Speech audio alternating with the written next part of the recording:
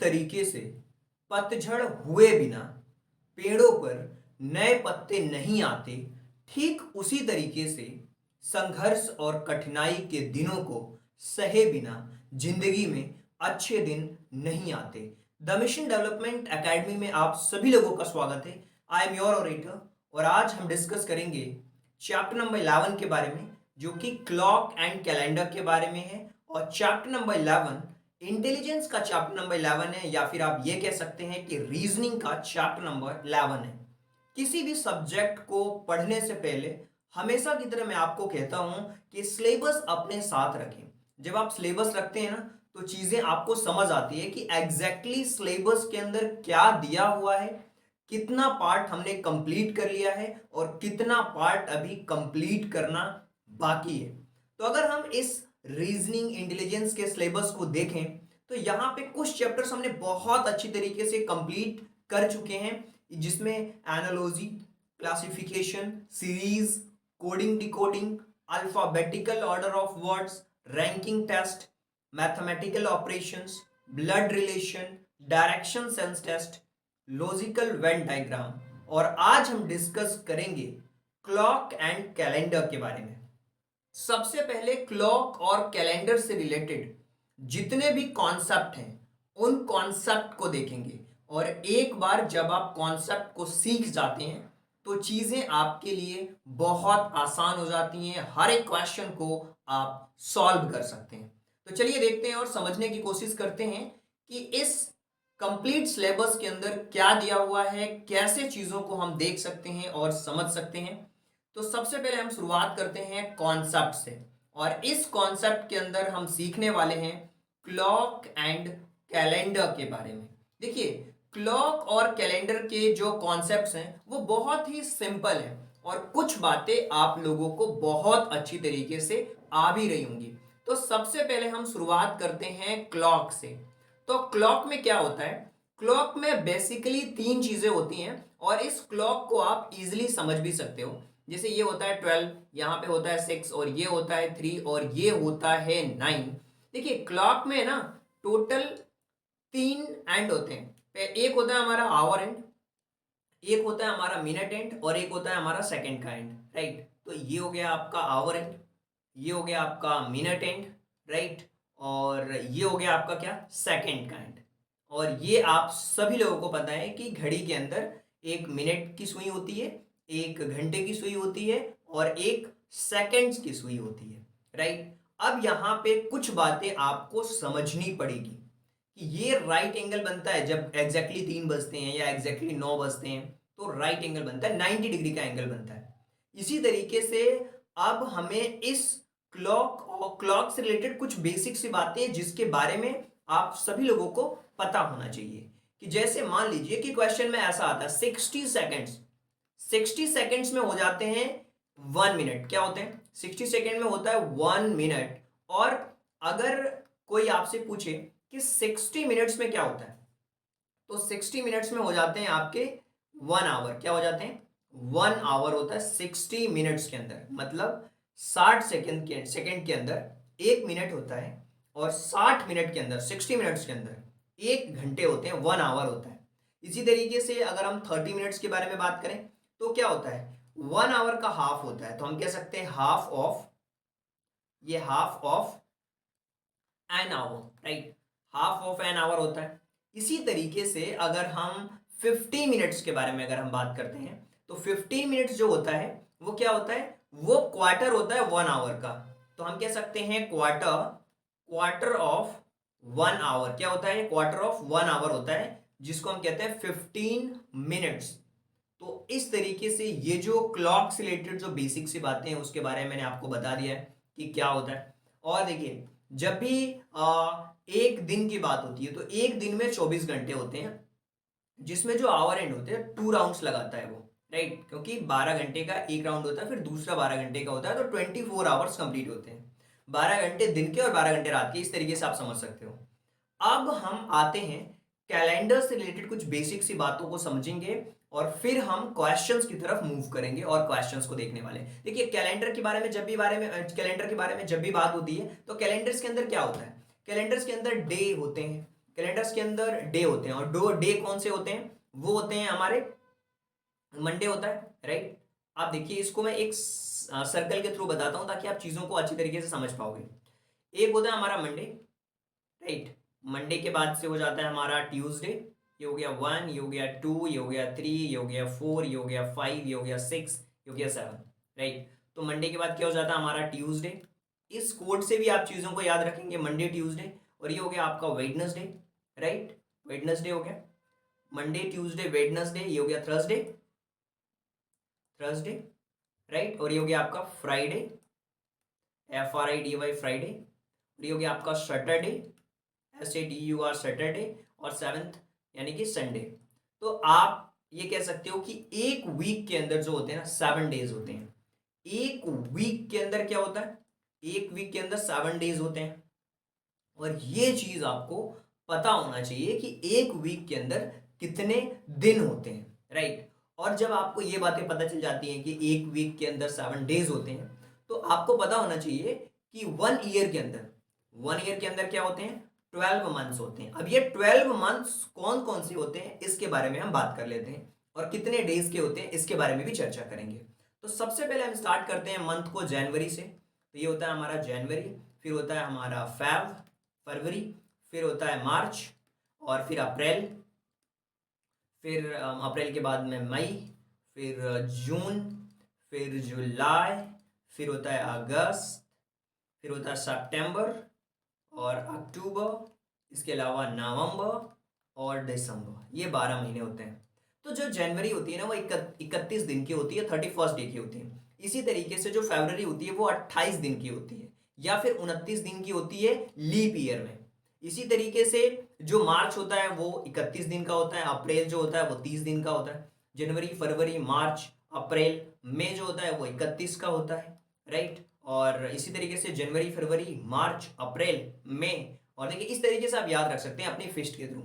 ये होता है जनवरी, ये जनवरी, ये जो भाग ऊपर की तरफ में उठा हुआ है ना ये जनवरी है, जो नीचे की तरफ है वो फरवरी है। फिर ये मार्च यानी कि 31 का, फिर अप्रैल, ये जो आपके फिस्ट में दिख रहा है ना ये हो गया आपका अप्रैल। फिर ये मई जो फिस्ट में दिख रहा है ये 31 का हो गया। फिर ये जून जो हो गया ना ये 30 का हो जाएगा। जून किसका हो जाएगा, 30 का।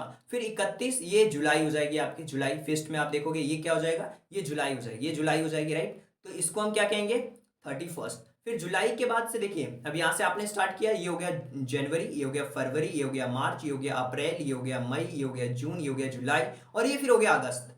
तो अगस्त आपका फिर क्या हो जाएगा, 31 का हो जाएगा। फिर ये सितंबर 30 का, फिर ये अक्टूबर 31 का, राइट। इसी तरीके से नवंबर 30 का और दिसंबर 31 का।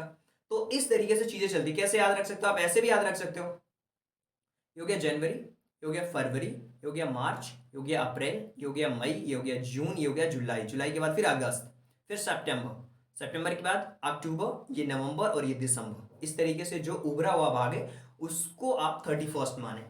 तो इस तरीके से आप याद रख सकते हो।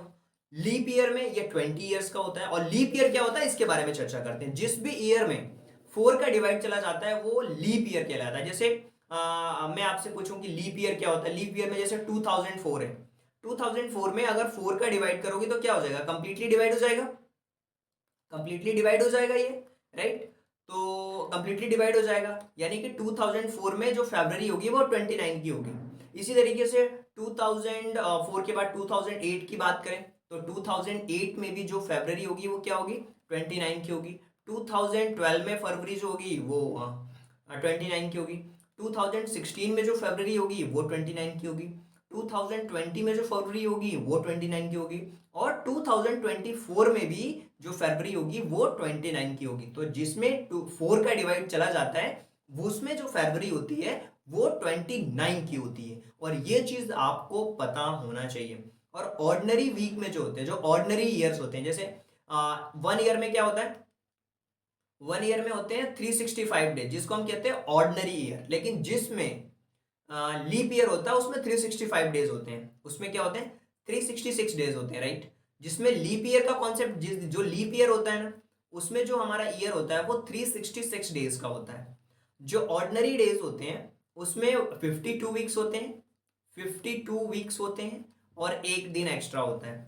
52 वीक्स होते हैं और 1 डे एक्स्ट्रा होता है। लेकिन अगर यही लीप डे की बात करें, हम लीप ईयर की बात करें, तो उसमें 52 वीक्स होते हैं। लीप ईयर में आपको पता होना चाहिए 52 वीक होते हैं और प्लस 2 दिन एक्स्ट्रा होते हैं, क्योंकि ये लीप ईयर आ जाता है ना यहाँ पे। अब देखिए 52 में अगर हम 7 का मल्टीप्लाई करते हैं तो 7 टू सा क्या हो जाता है, 7 टू सा 14, कैरी 1, और 7 5 जा 35, और ये 364।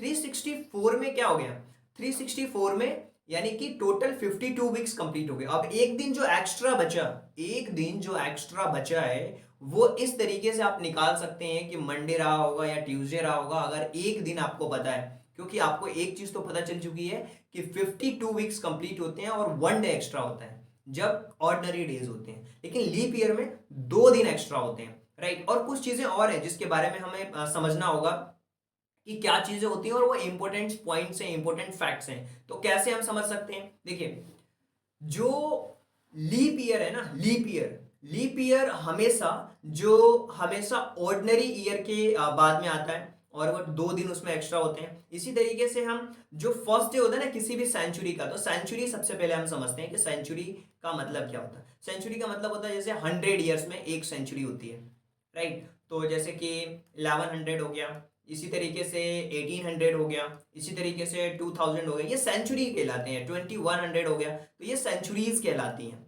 अब इन सेंचुरीज में क्या होता है आपको समझना पड़ेगा कि जो फर्स्ट डे होता है, फर्स्ट डे सेंचुरी का कभी भी ना वेडनेसडे होता है और ना ही फ्राइडे होता है, ना ही संडे होता है। तो ना ही क्या होगा, ना ही कभी वेडनेसडे होगा, ना ही कभी वेडनेसडे होगा, और ना ही कभी फ्राइडे होगा, और ना ही कभी क्या, ना ही कभी सैटरडे होगा। किसमें, जब हम सेंचुरी की बात करते हैं तो century can not be Wednesday, Friday और Sunday on a first day. और लास्ट डे भी कभी भी क्या होगा, किसी भी सेंचुरी का क्या नहीं हो सकता, ट्यूसडे नहीं हो सकता लास्ट डे में। ये फर्स्ट डे की बात कर रहा हूं मैं, फर्स्ट डे किसी भी सेंचुरी का। और लास्ट डे की अगर हम बात करते हैं तो लास्ट डे में ना कभी ट्यूसडे होगा, ना कभी थर्सडे होगा, राइट। इस चीज को आप लिख लो, और ना कभी सैटरडे होगा। तो इस चीज को भी आपको समझना पड़ेगा कि ना कभी ट्यूसडे, ना कभी थर्सडे, ना कभी सैटरडे, कब, लास्ट डे में। तो सेंचुरी का फर्स्ट डे कभी वेडनेसडे, फ्राइडे और सैटरडे नहीं हो सकता, और ट्यूसडे, थर्सडे और सैटरडे कभी भी लास्ट डे किसी भी सेंचुरी का नहीं हो सकता, राइट। तो अब हमें बेसिक से क्वेश्चंस पूछे जाते हैं। जैसे मान लीजिए मैं आपसे पूछता हूं कि बताइए, आपको 4 ऑप्शन दिए जा रहे हैं, 1 2 3 एंड 4, और हमसे पूछे जा रहा है, एक ऑप्शन दिया हुआ है ईयर 2000, एक दिया जा रहा है 2600, और एक तरीके से दिया जा रहा है 1600, और एक में दिया जा रहा है 1996। और आपसे पूछा गया है कि कौन सा ईयर ऐसा है जिसके अंदर जो है वो लीप ईयर नहीं है। तो आप देखोगे कि इसमें लीप ईयर जो है, इसमें भी 4 का डिवाइड चला जा रहा है, इसमें भी 4 का डिवाइड चला जा रहा है, और इसमें भी 4 का डिवाइड चला जा रहा है। यानी कि ऑप्शन नंबर जो सेकंड है ये लीप ईयर नहीं है। तो जितने भी कॉन्सेप्ट मैंने आपको बताए हैं, चाहे वो क्लॉक से रिलेटेड हो और चाहे वो कॉन्सेप्ट कैलेंडर से रिलेटेड हो, ये बेसिक सी बातें अगर आपको आती हैं तो क्लॉक और कैलेंडर से रिलेटेड जो भी क्वेश्चन है उन सारे क्वेश्चंस को आप इजीली सॉल्व कर पाएंगे। तो चलिए अब हम मूव करते हैं अपने क्वेश्चंस के ऊपर, और क्वेश्चंस के अंदर किस तरीके के क्वेश्चन दिए हैं उनके बारे में बात करते हैं। क्योंकि कॉन्सेप्ट तो आप सीख चुके हो, तो अब आप मचाने वाले हो गदर, क्योंकि कॉन्सेप्ट सीखने के बाद आप यहाँ पे मचाने वाले हो गदर, राइट। तो क्वेश्चन किस तरीके से होंगे हम उसके बारे में चर्चा करने वाले हैं। तो चलिए शुरू करते हैं और जानने की कोशिश करते हैं कि किस तरीके के क्वेश्चंस यहाँ पे दिए गए हैं और कैसे आप इन क्वेश्चंस को सॉल्व करने वाले हो, राइट। देखिए यहाँ पे जो क्वेश्चन दिए जा रहे हैं, इस क्वेश्चन को सबसे पहले, कोई भी क्वेश्चन दिया जा रहा हो उस क्वेश्चन को ध्यान से आपको पढ़ना होता है, और उसके बाद क्वेश्चन को सॉल्व करना होता है कि एग्जैक्टली क्वेश्चन में क्या दिया हुआ है। देखिए, Manoj left home for the bus stop 15 minute earlier usual time, जो यूजुअल टाइम है उससे 15 मिनट पहले वो लेफ्ट करता है घर से। It takes 10 minutes to reach the stops, और 10 मिनट उसको लगते हैं जब वो स्टॉप पे पहुंच जाता है। ही reached the stop at the 8:40, वो बस स्टॉप पे 8:40 पे पहुंच जाता है। अब यहां से गेम शुरू होता है, कब पहुंच रहा है वो, 8:40 पे पहुंच रहा है। What time does he usually leave for a bus stop. अब देखिए किस टाइम पे उसने बस स्टॉप को छोड़ा होगा, किस टाइम पे। देखिए उसने क्या किया, सबसे पहली बात कि जब वो बस स्टॉप पहुंचा तो वो टाइम हो रहा था 8:40 AM, राइट, 8:40 AM, राइट। और जब उसने छोड़ा तो वो 10 minute, it takes 10 minutes to reach the stop, उसको 10 मिनट लगे। यानी कि 840 में से अगर हम 10 मिनट्स को माइनस कर देंगे तो क्या हो जाएगा, 10 मिनट्स को माइनस कर देंगे तो वो 8:30 AM टाइम हो जाएगा। क्या हो जाएगा, 8:30 AM टाइम हो जाएगा। लेकिन क्वेश्चन में ये नहीं पूछ रहा है, क्वेश्चन में क्या पूछ रहा है उसको आपको समझना पड़ेगा। अब 8:30 हो गया, अब वो क्या कर रहा है, 15 मिनट्स उसको लगते हैं, राइट। अब वो जो भी एग्जैक्ट टाइम है, यानी कि 8:30 का जो टाइम है, इससे वो कितने मिनट पहले चलता है, एक्चुअल टाइम इसका 8:30 है। ही लेफ्ट 15 मिनट अर्लियर, 15 मिनट पहले वो पहुंचा, 15 मिनट पहले वो छोड़ता है। तो यानी कि 8:30 में हमें क्या प्लस करना होगा, 8:30 में हमें प्लस करना होगा 15 मिनट्स को, तो क्या हो जाएगा टाइम 8:45। यानी कि वो कितने मिनट्स पे वो घर को छोड़ता है, तो वो घर छोड़ता है 8:45, राइट, जिसको पहुंचने में लगते हैं 10 मिनट। यानी कि जैसे ही वो 8:45 पे वो छोड़ता है उसको पहुंचने में लगते हैं 10 मिनट, राइट। इस तरीके से हम चीज़ों को एग्जैक्टली फाइंड आउट कर पाएंगे। तो 8:45 इसका क्या होगा, आंसर होगा, यही टाइम होगा जब वो घर छोड़ रहा है बस स्टॉप के लिए। तो आगे बढ़ते हैं, सेकंड क्वेश्चन के बारे में चर्चा करते हैं कि सेकंड क्वेश्चन के अंदर क्या दिया हुआ है, कैसे हम इस क्वेश्चन को सॉल्व कर सकते हैं, उसके बारे में चर्चा करते हैं। Asim lives his house at 20 minutes to 7 in a morning। सुबह के 7 बजे वो 20 मिनट, 20 मिनट कह सकते हो कि वो पहले छोड़ दे रहा है। तो वो यानी कि वो 6:40 पे, Kaushal house in 25 minutes, Kaushal 25 minutes, और they finish their breakfast another 15 minutes, leave for their office and which takes another 35 minutes, and what they do leave Kaushal house to reach their office, office पहुंचने के लिए वो उन्होंने कितना टाइम। देखें सबसे पहले हम बात करते हैं जो पहला पर्सन है आसिम के बारे में। तो आसिम की कहानी क्या है, आसिम 20 मिनट पहले, मतलब 7 बजने से 20 मिनट पहले वो घर छोड़ता है। तो 20 मिनट पहले छोड़ता है, यानी कि अगर इसमें से हम 20 मिनट को माइनस कर देंगे तो टाइम हो रहा होगा 6:40, राइट। तभी तो 6:40 में अगर 20 मिनट को प्लस कर देंगे तो क्या हो जाएगा, 7 बज जाएंगे करेक्टली। तो 6:40 पे वो क्या हो गया, टाइम हो गया। अब कौशल जो है, अब कौशल की कहानी यहां से शुरू होगी। कौशल बेसिकली 25 मिनट्स लेता है, तो 6:40 पे अगर हम 25 को प्लस कर देंगे तो ये कौशल की कहानी आ जाएगी, जो कि 7:05। ये आ गया, ये कौशल की कहानी है और ये आसिम की कहानी है। इसी तरीके से वो क्या कर रहा है कि उसको ब्रेकफास्ट करने में और 15 मिनट लगते हैं। तो 7:05 में 15 मिनट और हम प्लस कर लेते हैं, क्योंकि उसको ब्रेकफास्ट करने में टाइम लग रहा है। तो अब जो उसको टाइम लग रहा है वो 7:20 लग रहे हैं। क्या हो जाएगा, 7:20 लग रहे हैं। तो दोनों ऑफिस कितने बजे छोड़ रहे हैं, तो ये आप कह सकते हो 7:20 पे। कितने बजे, 7:20 पे। तो आप यहाँ पे देख सकते हो कि 7:20 होगा। They both leave the office at 7:20।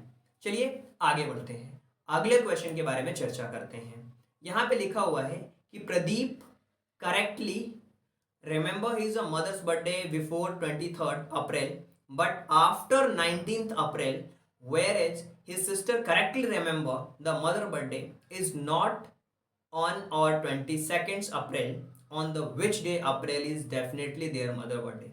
अब यहाँ पे दो चीजें हैं, एक तो प्रताप अपने मम्मी का बर्थडे बता रहा है और एक उसकी सिस्टर, प्रताप की सिस्टर बता रही है, प्रताप की सिस्टर हो गई, राइट। तो अब क्या हो रहा है, अब ये कहानी जो है बर्थडे की वो क्या आ रही है, इस चीज को हमें समझना पड़ेगा। अब ये बर्थडे की जो कहानी है वो कुछ इस तरीके से आ रही है कि यहाँ पर जो यहाँ पे 20th 21st और 22nd ये है। Pratap correctly remembered his mother birthday the before 23rd, इसको याद है कि 23 अप्रैल से पहले आता है, बट आफ्टर 19 अप्रैल, 19 अप्रैल के बाद आता है, 23 अप्रैल के पहले आता है। यानी कि तीन पॉसिबिलिटीज बन रही हैं, 20, 21 और 22, लेकिन उसके सिस्टर को करेक्टली याद है कि उसका जो बर्थडे है वो 22 के बाद में नहीं आता, मतलब कि या तो 20 को आ रहा होगा या 21 को आ रहा, after on which day April is definitely their mother's birthday. तो उसकी मम्मी का बर्थडे क्या हो सकता है, अगर उसकी बहन को पता है कि पहले आता है, बिफोर बिफोर 22 आता है, यानी कि 20 और 21, ये दो ही डेट्स हैं जिसमें हम बता सकते हैं कि उसकी मम्मी का बर्थडे आता है। तो क्वेश्चन को पढ़ करके सबसे पहले आपको समझना होता है कि क्या क्या पॉसिबिलिटीज हैं, क्या क्या चीजें दी हुई हैं, हमें क्वेश्चंस के अकॉर्डिंग ही रिएक्ट करना है, अपना खुद का लॉजिक नहीं लगाना है, राइट। जो क्वेश्चन में दिया हुआ उसी के लॉजिक्स के बेसिस पे हमें आंसर्स को बताना है। अब देखिए क्वेश्चन नंबर 4 में दिया हुआ है कि Rajat correctly remember is mother birthday. अब रजत है और रजत की भी सिस्टर है यहाँ पे, जिनको याद आ रहा है उनकी मम्मी का बर्थडे। अब देखिए अब बर्थडे में कहानी क्या हो रही है यहाँ पे कि his mother birthday is not after 28 जून। उसको पता है कि 28 जून के बाद उसका उसकी मम्मी का बर्थडे नहीं आता, यानी कि बिफोर बिफोर 28, सॉरी 18 जून, 18 जून से जस्ट पहले आ रहा है, और सॉरी 18 जून के बाद नहीं, यानी कि उसके पहले बर्थडे होगा रजत की मम्मी का। लेकिन उसके सिस्टर को करेक्टली याद है कि उसकी मम्मी का बर्थडे जो होता है 20 जून के पहले, बट आफ्टर 17 जून।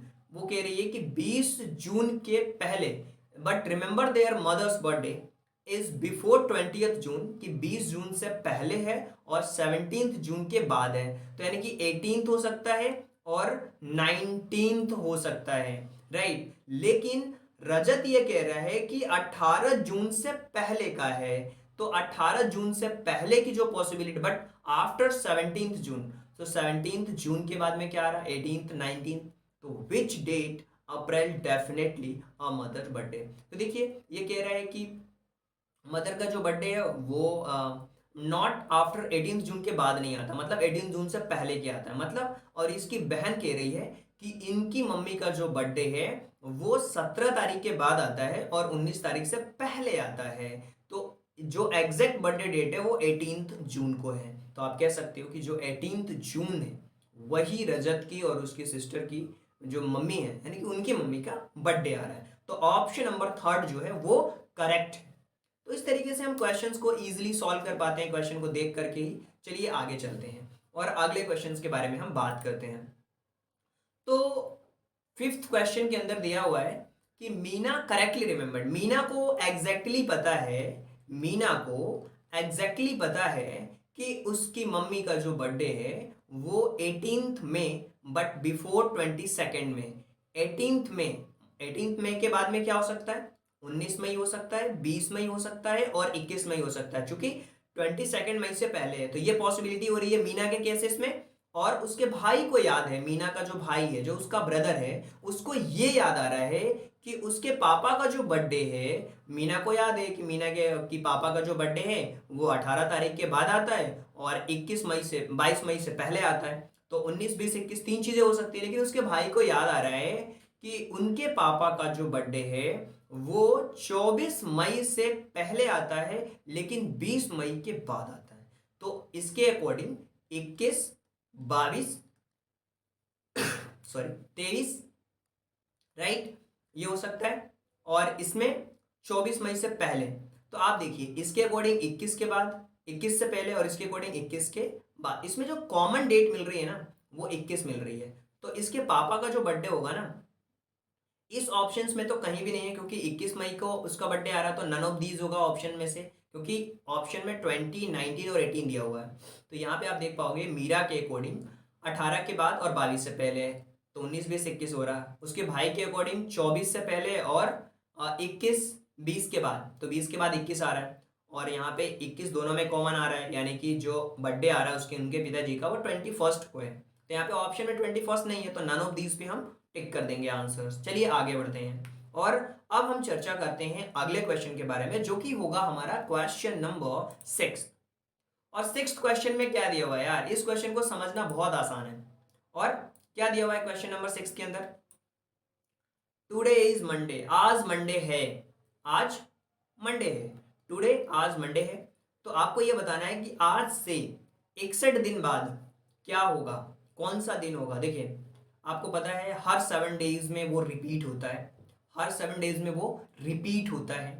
तो अगर हम 7 की टेबल पढ़ें तो 7 में ये जो होगा 7 7 8 जा 56 होता है, राइट।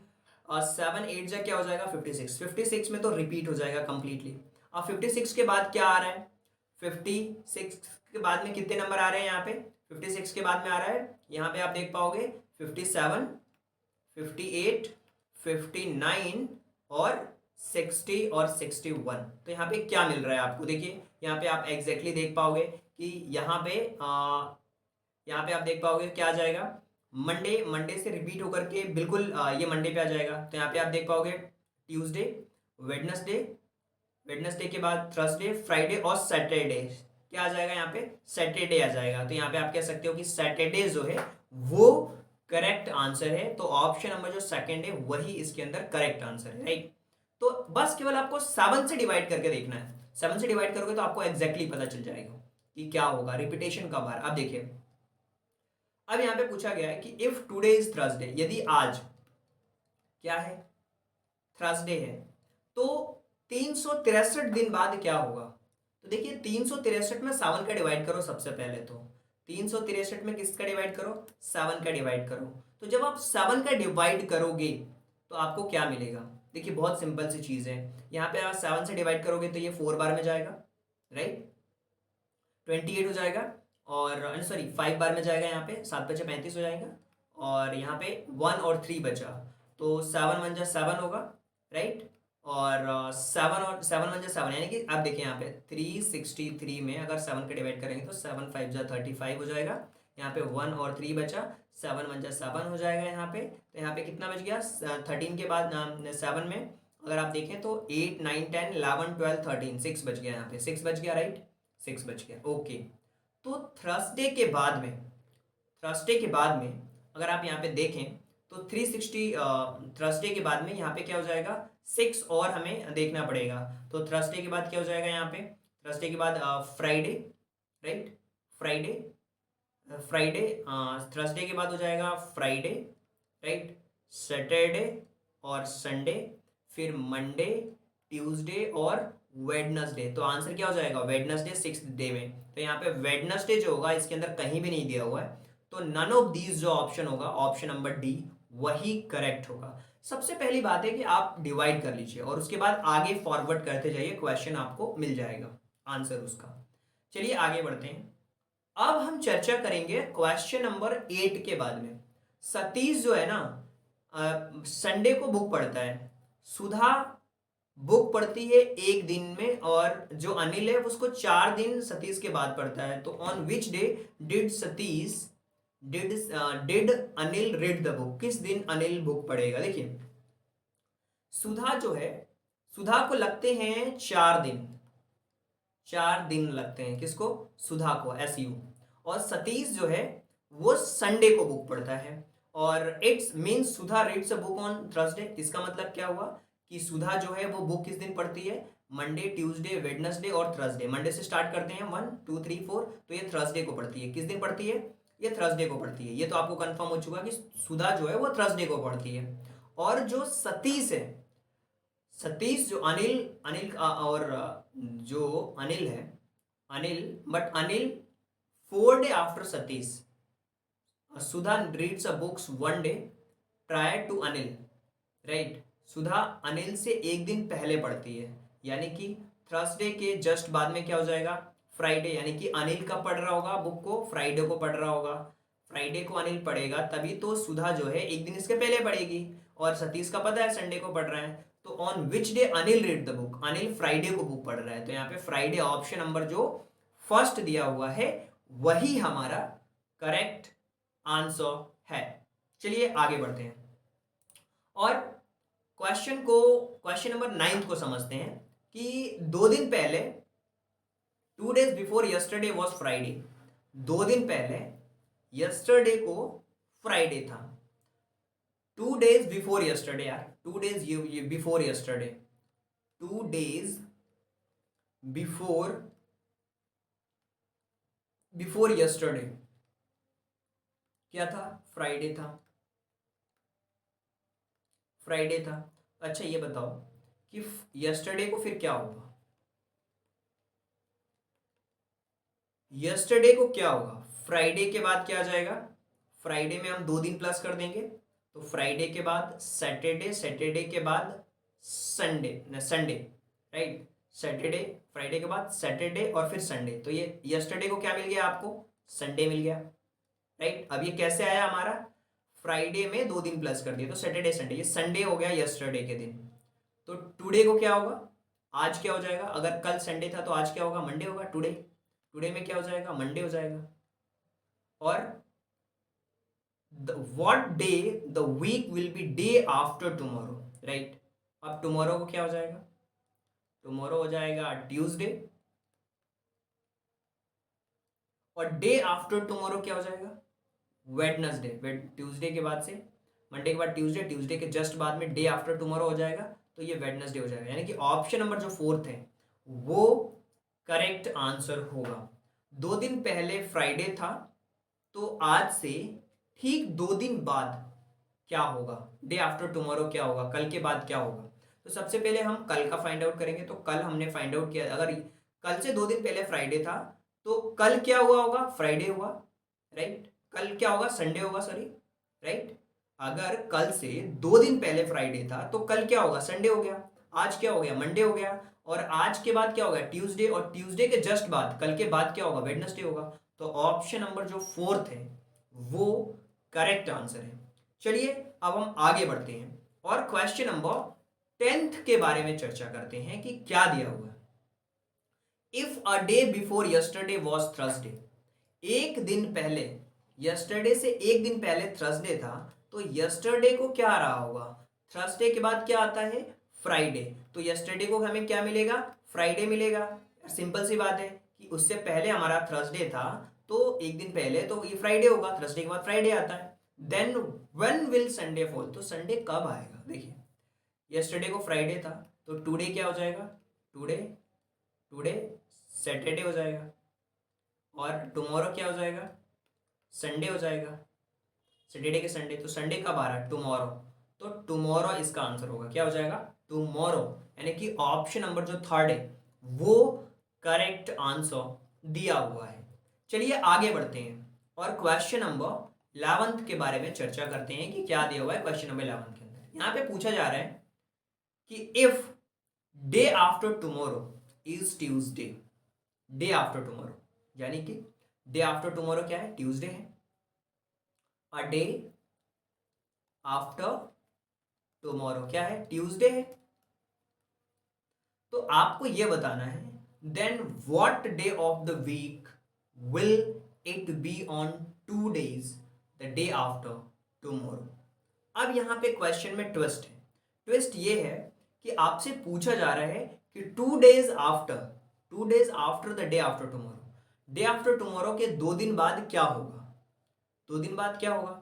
सिंपल सी बात है, ट्यूसडे में अगर हम 2 दिन प्लस कर देंगे तो क्या हो जाएगा? ट्यूसडे के बाद वेडनेसडे और थर्सडे, तो आंसर क्या मिल जाएगा? थर्सडे मिलेगा। तो थर्सडे कौन सा है? Option number fourth. Option number fourth जो 11th क्वेश्चन है इसका करेक्ट आंसर होगा। चलिए आगे चलते हैं, क्वेश्चन नंबर 12th के बारे में चर्चा करते हैं। तो क्या दिया हुआ है क्वेश्चन नंबर 12 के अंदर? देखिए इस तरीके के क्वेश्चन को सॉल्व करने के लिए ना हमें बेसिकली क्वेश्चन को ध्यान से पढ़ना पड़ता है। 12th क्वेश्चन में क्या दिया हुआ? ध्यान से देखो। Tuesday falls day after today, Tuesday day 3 days after today, मतलब टुडे प्लस 3 days, तो ये क्या हो रहा है? ट्यूसडे आ रहा है। तो टुडे क्या हो रहा होगा? ट्यूसडे से आज, मतलब आज से 3 दिन बाद ट्यूसडे है, तो आज क्या होगा? ट्यूसडे से जस्ट पहले आपका आ गया मंडे, मंडे से जस्ट पहले आ गया संडे, और संडे से पहले जस्ट आ गया सैटरडे, राइट। तो आप देख सकते हो कि आज आज से 3 दिन पहले क्या था? ट्यूसडे था। यानी कि आने वाले समय में जो टुडे होगा, टुडे में क्या होगा? टुडे में आपका होगा सैटरडे, टुडे यहाँ पे होगा, अभी तो आप कह रहे हो कि आज से 3 दिन बाद क्या है, ट्यूसडे, तो ये टुडे संडे हो गया। So then what day week was 4 days before yesterday. तो आज अगर आज अगर सैटरडे है तो आज से 4 दिन, 4 days बिफोर यस्टरडे, तो कल से 4 दिन पहले क्या होगा, कल से 4 दिन पहले क्या होगा, यानी कि कल और एक और 5 दिन, यानी कि सैटरडे से 5 दिन पहले चले जाइए। सैटरडे से 5 दिन पहले चले जाएंगे तो मंडे हो जाएगा। क्या हो जाएगा, मंडे हो जाएगा। सैटरडे से 5 दिन पहले चले जाएंगे तो मंडे हो जाएगा। तो ये ऑप्शन नंबर जो फर्स्ट है वही करेक्ट आंसर है, राइट। क्योंकि यस्टरडे में क्या हो जाएगा, यस्टरडे में फ्राइडे हो जाएगा, और फ्राइडे से ठीक 4 दिन पहले चले जाइए तो मंडे हो जाएगा। इस तरीके से भी आप सॉल्व कर सकते हैं क्वेश्चन को। अब हम क्वेश्चन नंबर 13 के बारे में बात करते हैं, जो कि काफ़ी इंपॉर्टेंट क्वेश्चन है। In the month of 31st day, third Tuesday falls on 16th, so what will the last day of the month. अब देखिए क्वेश्चन में मंथ जो है ना वो 31st का है, ये चीज़ क्लियर हो गई है। अब देखिए जो थर्सडे है वो 16 को आ रहा है। थर्सडे कब आ रहा है, 16 को आ रहा है। तो लास्ट डे मंथ का क्या होगा, 16 को आ रहा है थर्सडे, सो फ्राइडे जो होगा, थर्सडे जो क्या आ रहा है, थर्सडे कब आ रहा है, ये the month of 31st day, third Tuesday, जो थर्ड ट्यूसडे है वो 16 को आ रहा है। 16 को आ रहा है थर्ड ट्यूसडे। ट्यूसडे के बाद से वेडनेसडे, वेडनेसडे के बाद फ्राइडे, तो फ्राइडे कब आएगा, फ्राइडे आएगा आपका 16 के बाद ये आ जाएगा आपका 3, 10, 17 आ जाएगा, 3, 7, 10 और 17, 17 के बाद हो जाएंगे 24 और 24 के बाद हो जाएगा 31। यानी कि आप देखोगे कि फ्राइडे कब होगा, 3 तारीख को होगा, तभी तो जो फ्राइडे के बाद ये होगा, फिर फ्राइडे आ गया यहाँ पे 10 तारीख को, और यहाँ पे क्या हो जाएगा 17th को, 17th को क्या हो जाएगा, 17th को भी फ्राइडे होगा। तो ये फ्राइडे आ रहा है क्योंकि फ्राइडे से जस्ट पहले वो थर्सडे आ रहा है। थर्सडे, थर्सडे फिर Friday, right. Wednesday, Thursday, Friday. 16 को क्या आ गया, थर्सडे आ गया। 17 को फ्राइडे आ गया। 17 को फ्राइडे आ गया तो 17 के बाद 24 को फ्राइडे आएगा, फिर 31st को भी फ्राइडे आएगा। तो यहाँ पे जो फ्राइडे आएगा 1, 2, 3, 4, फिफ्थ फ्राइडे आएगा। क्या आएगा, फिफ्थ फ्राइडे। तो इस तरीके से भी हम क्वेश्चंस को अपने माइंड, अपने लॉजिक से जज करके सॉल्व कर लेते हैं। अगर आपको समझ में नहीं आ रहा है ये क्वेश्चन तो आप इस तरीके से समझ सकते हैं कि 16th डे में क्या आ रहा है, ये 16th डे में आ रहा है इसका थर्सडे, थर्सडे आ रहा है, ये थर्सडे आ रहा है। तो 17th में क्या आएगा, फ्राइडे आएगा। और 17th में अगर मैं और 7 को प्लस कर दूं तो 24 में भी फ्राइडे आएगा। 24 में 7 प्लस कर दूं तो 31st में भी क्या आएगा, फ्राइडे आएगा। तो फ्राइडे फिफ्थ फ्राइडे होगा, राइट। और 17 से पहले की अगर हम बात करें तो 10 को फ्राइडे होगा, 3 को फ्राइडे होगा। 7-7 दिन के गैप्स में वो रिपीट होते हैं नंबर्स, ये आपको पता है। तो इस तरीके से हम कह सकते हैं कि जो ऑप्शन नंबर फर्स्ट है वही सबसे ज़्यादा करेक्ट और सटीक आंसर है। अब हम चर्चा करते हैं क्वेश्चन नंबर 14 के बारे में, और बहुत ही शानदार सा क्वेश्चन है ये। देखिए 18 फरवरी 1997 को ट्यूसडे था। 1997 को क्या था, ट्यूसडे था। आपको पता है कि 18 फरवरी को ट्यूसडे था। तो 18 फरवरी 1997 को क्या था, ट्यूसडे।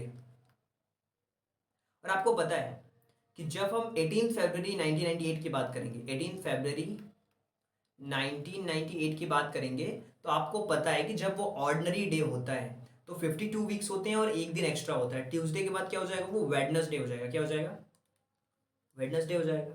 ये तो आप समझ पा रहे हैं। और इसी तरीके से 18 फरवरी 1999 के बारे में अगर हम बात करेंगे तो वेडनेसडे के बाद क्या हो जाएगा, वो थर्सडे हो जाएगा। थर्सडे, क्योंकि एक दिन एक्स्ट्रा होता है अगर ऑर्डिनरी डे होते हैं। तो ये हो गया हमारा थर्सडे। क्या हो जाएगा, थर्सडे हो गया। तो ऑप्शन नंबर जो थर्ड है वो सबसे करेक्ट आंसर यहाँ पे होगा। क्योंकि आपको पता है कि 365 में क्या होता है, पूरा 52 वीक्स रिपीट होता है और एक दिन एक्स्ट्रा होता है जब ऑर्डिनरी डे होते हैं, नहीं तो 2 दिन रिपीट होते हैं लीप ईयर में। यही तो है कॉन्सेप्ट। चलिए आगे बढ़ते हैं, क्वेश्चन नंबर 15 के बारे में बात करते हैं। If January first is a Friday, first जनवरी को फ्राइडे है, what is the first day of the month of March in a leap year, leap year में क्या होगा ये आपको बताना है। देखिए लीप ईयर का मतलब फरवरी में वो रिपीट हो जाएगा, एक दिन एक्स्ट्रा हो जाएगा। तो अब आपको फर्स्ट जनवरी को फ्राइडे है, तो आपको देखना पड़ेगा कि फर्स्ट मार्च को क्या हो रहा है।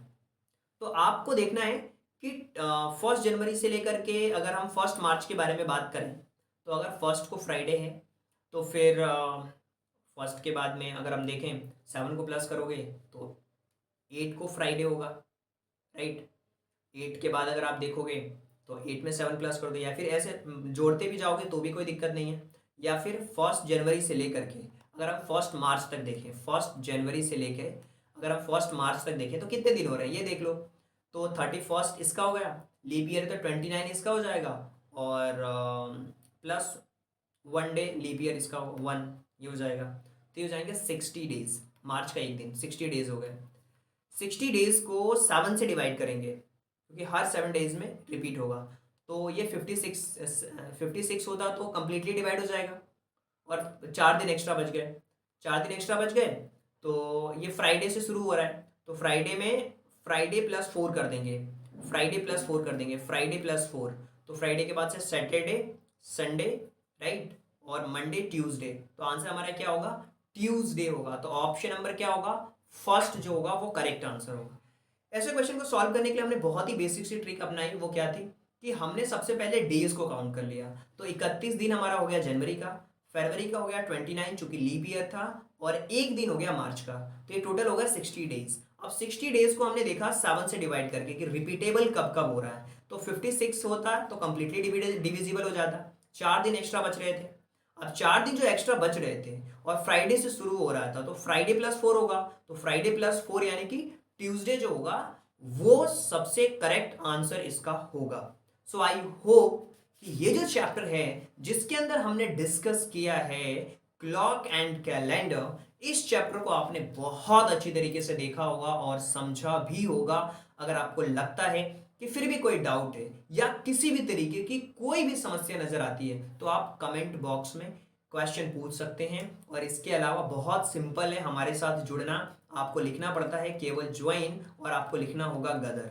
जैसे ही आपने ज्वाइन और गदर लिखा और फिर अपना नाम आपने लिखा, जैसे मान लीजिए आपका नाम है अमित और आप बिलोंग करते हैं दिल्ली से, तो आपने लिख दिया दिल्ली, राइट। आपने क्या लिख दिया, आपने अगर आपका नाम अमित है और दिल्ली से बिलोंग करते हैं तो ये लिख दिया, और ये जो नंबर है 8770077431, यार कॉल करके क्वेश्चन भी पूछ सकते हो, डाउट्स क्लियर कर सकते हो। जुड़ जाओगे तो और भी प्रैक्टिस का क्वेश्चंस आपको मिलेंगे, और जो डाउट्स हैं उसको भी हम क्लियर करेंगे मिल करके, कोई इशू नहीं है, राइट। सो आई होप कि जो चीज़ें हैं उसको आपने बहुत अच्छी तरीके से समझा होगा। अगर आपको फिर भी लगता है कि कोई डाउट है या किसी भी तरीके की कोई भी समस्या है, तो आप कमेंट बॉक्स में क्वेश्चन भी पूछ सकते हो। So thank you so much and thanks for giving your precious time at the last. God bless you, thank you so much.